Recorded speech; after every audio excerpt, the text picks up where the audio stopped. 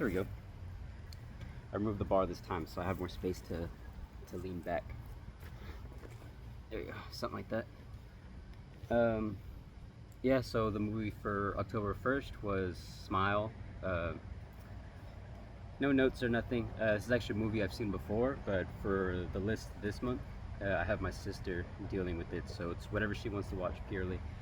And if there's a day where she can't decide or doesn't know which one, then I'll just choose like one of my personal favorites. I think this year will just be sort of like a rewatch month for me instead of anything new properly. For the most part, that is, because I've seen her list, and there's a few that I don't know, but most of them I'm pretty familiar with. Um, but yeah, again, this is one I was familiar with, Smile, a few years back. I want to say like 2019, 2020, something. But anyways, pretty simple movie all around. I think this time around I enjoyed it a bit more, but kind of saw where the movie could really cut like a bit of the fat off. Um, it's obviously a very good-looking movie. There's no doubt about that. Lots of just like frames that are very symmetrical. Um, Occasionally they'll do that interesting little pan shot, sort of simple, but it does make for a more like visually interesting piece. Um, yeah, but where I say they could cut the fat, um, mainly with lingering shots, tons of just shots that like linger, uh, for a few seconds longer than necessary. I understand building suspense, and that's definitely a huge part of the horror in this movie. It's about suspense building, but you know, there's a there's a balance to it, and this movie doesn't really balance it properly. And sometimes there's a few wasted shots, just again with like the lingering. There's a shot earlier on, just for an example, shot earlier on where it's after she's like suffering the hallucinations, and the cat goes missing, mustache. Uh, and then she goes outside because she thinks somebody broke into the house, and she's just staring out into the woods. I believe the point of it is to make it seem like, oh man, is there somebody out there? Again with the suspense. Um, but obviously there's nothing. It's just her hysteria in the moment, which again cool, but if you want to feed into this idea that she's having hallucinations, put somebody out there. Um, Mind is the most dangerous place, so whatever you're assuming can, make it seem more scary than what it actually is. And it does put you in the same, mind space as her. Oh wait, hold on, maybe it's genius. Maybe it actually is genius. No. Um, might work for some people. Doesn't really work for me. I was gonna suggest something dumber, and say to actually like put the creature in there, or I don't know, man, something. Because the movie is kind of nothing for the most part, and then on occasion you just see a smiling creature. Uh, and that's another thing too. I actually think the movie builds itself up really well for the most part. Uh,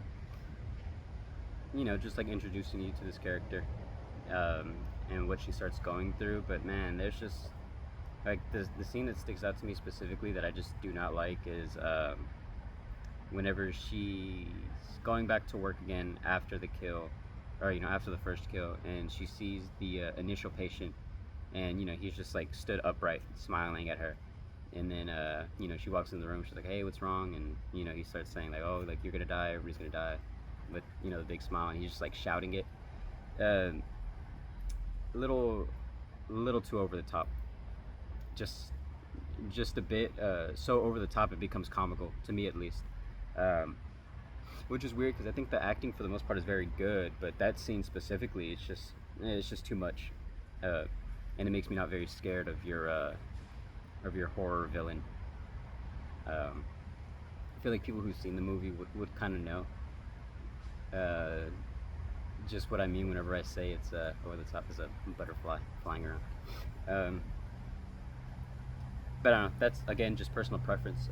Nothing wrong with that if you wanted to do it, but just I guess execute it better for more general people. I'm pretty sure people were quite engaged while watching this. I mean, it's a pretty simple movie, but it's never. I was gonna say it's never slow, but it definitely is slow at times. But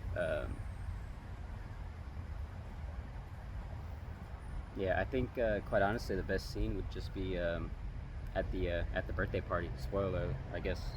Should have started with that, but at the birthday party, she's trying to fix. She's just there, and then her kid opens up the gift. Not her kid, her nephew opens up the gift from her, and it's a mustache cat. Um, that's good, I think. It's effective, if anything. Obviously, shock value because dead animal, but still, I think for a scene as it is, just sort of like showing how like far gone she is. Like she can't, discern like reality from these hallucinations. I think it's really good. Um, and something important that I do want to talk about is just like that recurring theme of trauma. It's weird because I feel like you could pick it up very easily just from watching the movie. But obviously they need that scene where they need the exposition dump. They need somebody to explain what's going on. Um, and of course they have that scene in the prison, and the guy just straight up tells her this thing feeds on trauma. It's like, all right. I strongly dislike it whenever movies just beat you over the head with a theme. And I mean, it's not always a bad thing, but there's a way to do it. And I feel if you don't think your audience is smart enough to come to the conclusion, then like what's the point? Um, and again, I just think it's so weird to just come out and say it, considering how simple it is. Like it's addressed like through every beat of the movie. Like first scene is like her trauma, with her mother, and then obviously the trauma that she ends up giving to the kid because of the dead cat thing, and I want to say also too, because she learns ahead of time that oh yeah, like this demon is like sort of transferring to people through other people witnessing like a suicide, like a horrific suicide. That's traumatic event. Um, so again, just like super easy to follow. So why do you have to, look me in the eye and say it's a trauma demon? By the way, guys, like I don't know. Again, just sort of silly, if anything. And that's another thing I want to talk about too, just like with the way the demon operates, the hallucination stuff. Personally, um, hallucination stuff or dream sequence types things, that sort of stuff really annoys me, truly, because I mean it's only effective if you aren't really expecting it. Yeah, I'm trying to choose my words carefully because I know what I want to say, but I feel like I'm gonna mess it up. It's only effective if you aren't expecting it, but it's like a weird outside thing. I guess if you're not expecting it and if you're invested, I think is the best way to say it. Because I mean, for a movie like this, like sure, I'm watching it, uh, but I'm thinking about just things going on in the movie, and sometimes you sort of dissociate just a little bit, so you aren't fully invested anymore if you're thinking about other aspects. Um, so whenever like these dream sequences come up, I'm like, oh, okay, this is a dream sequence, and then like whatever happens. It's like extreme. It's not, and then it's like, okay, well, like yeah, it was a dream sequence, but. And that happens a few times. It's like really easy to pick out like whenever she's like losing it, um, which is unfortunate because I mean that's kind of the whole thing, and you're supposed to be with her in that aspect. You're not supposed to know like what's real, what's fake, the hallucination from reality. But yeah, the movie just kind of drops the ball for me at least because I'm just thinking about it. I'm like, okay, well, this is a demon that does hallucination stuff. Like, what's gonna be real? What isn't? Um, I don't know. Maybe I'm just a cynical asshole sometimes. At least with horror stuff, because you can make it a bit unexpected. I guess a good example for me, at least, dream sequence wise, is with something like "In the Mouth of Madness" by John Carpenter. Um, I rewatched it recently, but I do remember my first experience watching it. I thought it was just a really cool movie, Lovecraftian horror. Um, but there is a dream sequence in it early on, and it's induced because of the guy's lack of sleep. He's like reading these books, and of course he's tired. But you just sort of take it as is. Like the dream sequence starts, and initially I was just like, oh, okay, he just kind of woke up, he like passed out or something, just woke up, um, and then he's like seeing things. He like snaps out of it again. It's like, okay, that was a dream, and then like the same thing happens like three different times, like in the same scene. And I think you could say, oh yeah, it's a bit redundant, but to me, I think it's effective in the fact that it's so unexpected that he hits you back to back with it. But then it also gets you in that mind space. You're just like caught in this weird loop because he's doing the same exact thing like separate times and then just different outcome until he wakes up to reality. That's a lot more interesting to me personally, and I feel like you would just need to watch it to kind of understand where I'm coming from. But I mean, in this, like even with the final scene, there's like she's in the house and she defeats the demon, and then she leaves, and it's like, okay, was it that easy? Is it really that easy? And sort of thinking about it, and then she goes to her ex-boyfriend's place, and they're talking for a little bit, and then she's like, oh well, like at least you're here, blah blah blah, and then like the boyfriend starts smiling, and he's like, oh yeah, I'm never gonna leave you, and kind of cheesy, a little silly again, but that's fine. And then he starts smiling, of course, and that kind of kills the scene for me. Again, just the smile thing. I'm not about it. I think it's really goofy looking. Um, yeah, and then obviously she wakes back up, the front of the house, and the demon kills her. Cool visual, give it that. I feel like that's something I've seen people say before about it, and kind of like the only highlight I've really heard is that final scene. Very good visual, and the shot whenever she's on fire, and you're looking at the reflection through the dude's eyes. Pretty, I mean,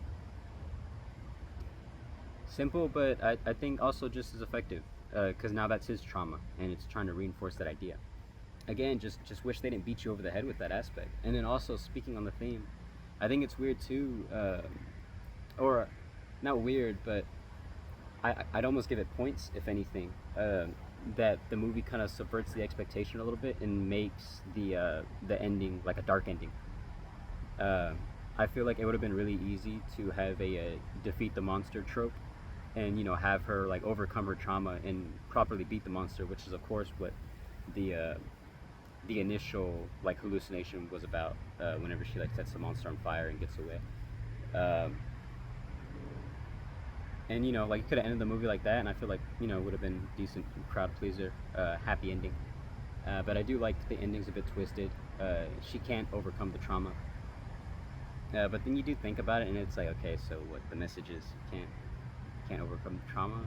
You like you're not strong enough to overcome trauma, so you just gotta kind of like succumb to it. You gotta get killed by the you gotta get killed by the smile demon, guys. You got too much trauma. You gotta get killed by the smile demon. No. Again, just being a bit cynical, but that's kind of what's good about horror sometimes. You can play for the dark ending, and I feel like that's interesting whenever a movie does that. Or you could play it a bit lighter, have your heroes win in the end. It can go either way. That's what makes it interesting. But in this one, obviously dark ending. But with the subject matter, I feel like it's a bit weird to go for a dark ending. But I don't know. I guess realistic at the same time as well, because like obviously her mother, you dies as a result of an overdose. So maybe she was having like a trauma and she couldn't get past it, so passes down. If you catch my meaning. Um, Again, I'm sure it's realistic for some. Some people just aren't strong enough to work past things. But I mean, even so, overall, I'd say not gonna give points or anything like that. I actually, man, fucking like Letterboxd has ruined that shit for me, because of the star rating system and the way I see other people rate stuff. But I guess I'll just do like a recommend or don't recommend. Um, I don't think I'd ever watch this again personally, so I wouldn't recommend it. Um, Man, maybe just one viewing, but one viewing, like maybe have it on as background while you like, shit, I don't know, play on your phone or something.